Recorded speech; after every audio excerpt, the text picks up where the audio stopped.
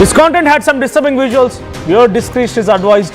ఈ కాంటెంట్లో మూల కొంత కలవరపాటు గురి చేసే అంశాలు ఉన్నాయి. తగు జాగ్రత్తలు తీసుకోమని ఆర్టీవీ హెచ్చరిస్తోంది. వైజాగ్ మౌనిక మర్డర్ కేసులో షాకింగ్ విషయాలు బయటపడ్డాయి. రవీంద్ర అనేటువంటి వ్యక్తి మౌనికని చాలా దారుణాతిదారుణంగా హతమార్చి తలాముండం వేరు చేసి వేరు ప్రాంతాల్లో మిగిలిన శరీర భాగాన్ని కూడా ముక్కలు చేసి వైట్ కలర్ సంచుల్లో వాటిని పెట్టి ఒక ఫ్రిడ్జ్లో పెట్టేశాడు. ఆ తర్వాత తలని మాత్రం చాలా దూరంగా పడేశాడంట. సో తన భార్య నెల రోజుల పాటుగా పుట్టింట్లో ఉండిపోయింది. సో పుట్టింట్లో ఉండడంతో డెలివరీ కోసం వెళ్ళిందట భార్య. అప్పుడు ఇదే అదునుగా భావించిన రవీంద్ర తన ప్రియురాల్ని ఇంటికి పిలుచుకున్నాడు. ఫ్లాట్కి వచ్చింది. ఆ తర్వాత ఏం జరిగిందో తెలియదు వారిద్దరి మధ్య. మౌనికని హతమార్చి ముక్కలుగా చేసి ఓ సంచిలో పెట్టి ఫ్రిడ్జ్లో పెట్టేశాడు. తలని మాత్రం చాలా దూరంగా పడేశాడంట. ఇంతకీ తల ఎక్కడ పడేశామని చెప్పి ఏకంగా నిందితుడే వచ్చి పోలీసులకు లొంగిపోయాడు. పోలీసులు వచ్చి ఇంట్లో చెక్ చేస్తే శరీర భాగాలు దొరికాయి. మరి తలని ఎక్కడ పడేశామని చెప్పి పోలీసుని ఇటు నిందితుడిని విచారిస్తే పోలీసులకు నిందితుడు చెప్పిన మాట ఏంటంటే దారపాలెంలో తలను దాచిపెట్టినట్టుగా నిందితుడు రవీంద్ర చెప్పుకొచ్చాడు. అయితే భార్య పుట్టింటికి వెళ్ళడం, ఇటు ప్రియురాల్ని పిలిపించుకోవడం, ప్రియురాల్ని హతమార్చడం, ముక్కలుగా చేసి ఫ్రిడ్జ్లో పెట్టడం, ఆ తర్వాత తలను తీసుకెళ్లి దారపాలెం దగ్గర పడేయడం, ఆయనే వెళ్ళిపోయి పోలీసు ఇటు లొంగిపోవడం. ఒక సినిమా ఫక్కీలో జరిగిందంతా కూడా. నేవీలో టెక్నీషియన్గా పనిచేస్తున్న రవీంద్ర ఇంత దారుణానికి ఒడిగట్టి సైకోగా మారిపోయి ఇంత దారుణానికి ఒడిగట్టాడంటగా చుట్టుపక్కల ఉండేవారు కానీ ఆ ఇంటి ఓనర్ కానీ ఆశ్చర్యానికి గురవుతున్నారు, భయభ్రాంతులకు గురవుతున్నారు. సో దీనికి సంబంధించి మరిన్ని డీటెయిల్డ్ అప్డేట్స్ మా ప్రతినిధి రామచంద్రరావు అందిస్తారు. అంతకంటే ముందు అసలు ఈ కత్తి ఎలా తీసుకొచ్చారంటే డీమార్ట్లోకి వెళ్ళాడంట. ఫస్ట్ కత్తిని కొనుగోలు చేసేందుకు డీమార్ట్కి వెళ్ళాడంట. ఆ డీమార్ట్లో కత్తి దొరకకపోవడంతో ఇంటికి వచ్చి మళ్ళీ ఇన్స్టామార్ట్లో కత్తిని బుక్ చేశారంట ఆ శరీర భాగాల్ని విడిచేయడం కోసం అని చెప్పి. ఇన్స్టామార్ట్లో కత్తిని కొనుగోలు చేసి ఆ కత్తితో ఆ అమ్మాయిని హతమార్చి ముక్కలుగా చేసి ఆ ఫ్రిడ్జ్లో పెట్టి ఆ తర్వాత తలను తీసుకెళ్ళి ఇంకో దగ్గర పడేశారంట. రైట్, ప్రజెంట్ ఈ సంఘటన ఒక్కసారిగా వైజాగ్లో ఒక్కసారిగా షాక్ గురి చేసింది.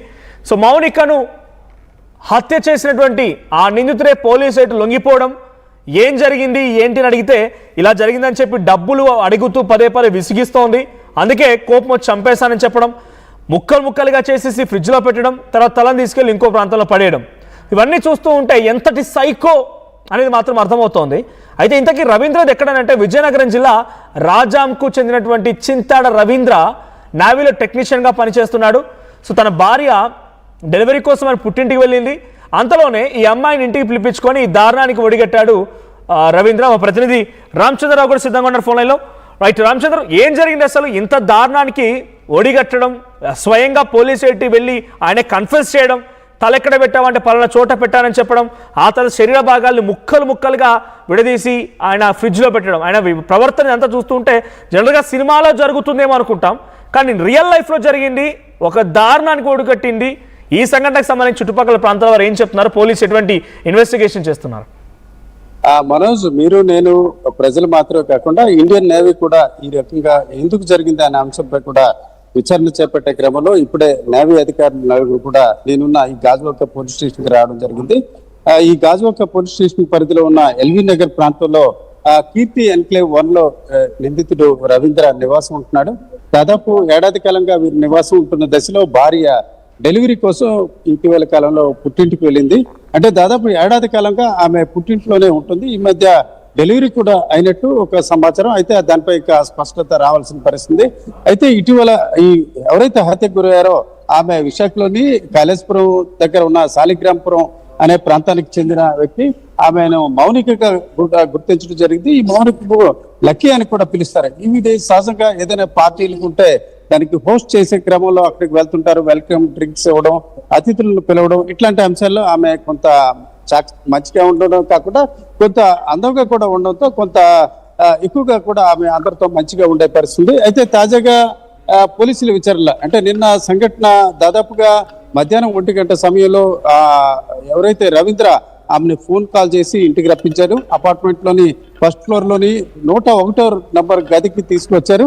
అయితే అక్కడ ఇద్దరి మధ్య వాగ్వాదం కావచ్చు, లేక పథకం ప్రకారం కావచ్చు, ఏదైతే ఉంది హత్య జరిగింది. హత్య తర్వాత అతను ఆ బాడీని షిఫ్ట్ చేసే ప్రయత్నంలో భాగంగా కొంత ఆలోచనలో పడ్డాడు. ఆ ఆలోచనలో భాగంగా దానికి కావాల్సిన నైఫ్ ను సమీపంలోని డిమార్ట్ నుంచి తీసుకురావడానికి ముందుగా వెళ్ళారు. అయితే అక్కడ నైఫ్ దొరకపోవడంతో ఆయన ఆన్లైన్ లో ఆర్డర్ తీసుకుని నైఫ్ రప్పించి ఆ తర్వాత శరీర భాగాలను ముక్కలు చేశాడు, కొన్ని భాగాలను ఫ్రిడ్జ్ లో పెట్టడం జరిగింది, అలాగే మరికొంత భాగాలను షూట్ చేసేందుకు ప్రయత్నించాడు. అయితే మనకున్న సమాచారం బట్టి ఆమె తల నిన్న తెల్లవారుజామున వరకు కూడా గుర్తించిన పరిస్థితుంది. అయితే ఇప్పుడు అది విశాఖ నగర శివారులోని దారపాలెం అనే ప్రాంతంలో నిర్మానుష్య ప్రదేశంలో ఆమె మౌనిక తలను పడేసినట్టు తెలుస్తుంది. అంటే ఈ మౌనికని రవీంద్ర ఎప్పుడు హతమార్చాడు? అంటే హతమార్చిన తర్వాత 1-2 రోజుల తర్వాత ఇన్ని ముక్కలుగా చేసి తర్వాత ఫ్రిడ్జ్ లో పెట్టి అంతా ప్లాన్డ్ ప్రకారంగా అని అనుకున్న ఎగ్జిక్యూషన్ జరిగిన తర్వాత పోలీసులు లొంగిపోయాడా, లేదు ఈ 1-2 డేస్ లో జరిగిందా? ఎప్పుడు జరిగింది? ఎప్పుడు మౌనిక అక్కడికి వచ్చింది? ఎన్ని రోజుల పాటుగా రవీంద్రతో మౌనిక ఉంటూ ఉంది?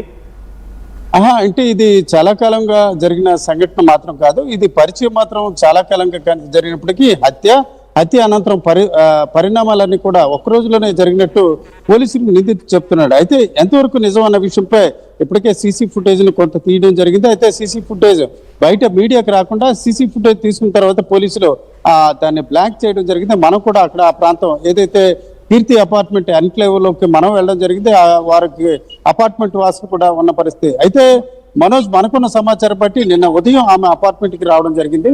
ఆ అపార్ట్మెంట్ కి వచ్చిన తర్వాతే హత్య జరిగింది. హత్య తర్వాత దీనికి సంబంధించిన బాడీ పార్ట్స్ వేరువేరుగా తరలించే ప్రయత్నాలు అయితే నిందితుడు చేశాడు. అయితే అదే సమయంలో వారి కుటుంబ సభ్యులు, అంటే ఒక స్నేహితుడు బహుశా అతను ఫోన్ చేశారా ఈయన చేశాడా అన్న విషయం పక్కన పెడితే అతను ఫోన్ కాల్ ద్వారా ఇలాగ తాను ఒక మహిళను హత్య చేసినట్టు చెప్పడం జరిగింది. ఈ విషయంలో సహకరించాలని కూడా ఆయన కోరినట్టు తెలుస్తుంది. అయితే అవతల వ్యక్తి ఖచ్చితంగా పోలీసులకు తెలియజేయాలని చెప్పడంతో ఆ తర్వాత ఇతను గాజువాక పోలీస్ స్టేషన్కి వచ్చి పోలీస్ స్టేషన్ లో లొంగిపోయారు. ఆ తర్వాత కూడా పోలీసులు అతను చెప్పిన మాటల్ని పూర్తిగా నమ్మలేని స్టేజ్లో వారి సోదరుడు ఒకరు ఉంటే అతను పట్టుకుని అపార్ట్మెంట్కి వెళ్ళారు. అపార్ట్మెంట్ వాసులు కూడా మనం ఇప్పుడే మాట్లాడడం, వారు కూడా చెప్పారు, 2 పోలీసులతో పాటు వారి సోదరుడు కూడా వచ్చారు. అయితే అప్పటికి ఇంటికి తాళం వేయడంతో వెంటిలేటర్ లోంచి తలుపు పగలగొట్టి లోపలికి వెళ్ళి చూడడం జరిగింది. అయితే తొలి దశలో ఇల్లంతా క్లీన్ గా ఉంది. దీంతో సహజంగా హత్య చేసినట్టు అతను చెప్పిన నేపథ్యాన రక్తపు మరకలు ఇలాంటివి ఉంటాయి. కానీ అదేమీ లేని పరిస్థితిలో వచ్చిన పోలీసులు కూడా ఏమీ లేదు అని తిరిగి వెళ్లే క్రమంలో ఒకసారిగా ఆ ఫ్రిడ్జ్ కంటే అక్కడ స్థానికులు చెప్పబట్టి అక్కడ డబుల్ కట్ మంచం దగ్గర ఉన్న ఒక బాక్స్ తీస్తే బాక్స్ లో శరీర భాగాలు ఉన్నట్టు గుర్తించారు. ఆ రకంగా ఈ హత్యను నిర్ధారణ చేసుకున్న తర్వాత పోలీసుల విచారణ కొనసాగింది. అయితే నిందితుడు పోలీసులు అంటే ఉదయం కూడా నేను మీకు చెప్పడం జరిగింది, నిందితుడు తనను మౌనిక డబ్బుల కోసం వేధించడం వల్ల ఈ రకంగా హత్య చేసినట్టు చెప్తున్నారు. అయితే డబ్బుల కోసం వేధించారా, ఎందుకు ఆ రకంగా ఆమె వేధించడం కావచ్చు, ప్రశ్నించడం జరిగింది అనే విషయంపై కూడా కొంత విచారణ జరుగుతుంది. సహజంగా వివాహేతర సంబంధాలు ఈ రకమైన ఘర్షణలకు దారితీసే పరిస్థితి. మనకు సేకరించిన సమాచారం బట్టి ఆమె కూడా ఇన్స్టాగ్రామ్ ద్వారానే అతనికి కూడా పరిచయం అయినట్టు తెలుస్తుంది. అయితే బహుశా భార్య డెలివరీకి వెళ్లే సమయంలో బహుశా వీరిద్దరి మధ్య పరిచయం ఏర్పడి ఉంటుంది. ఆ పరిచయం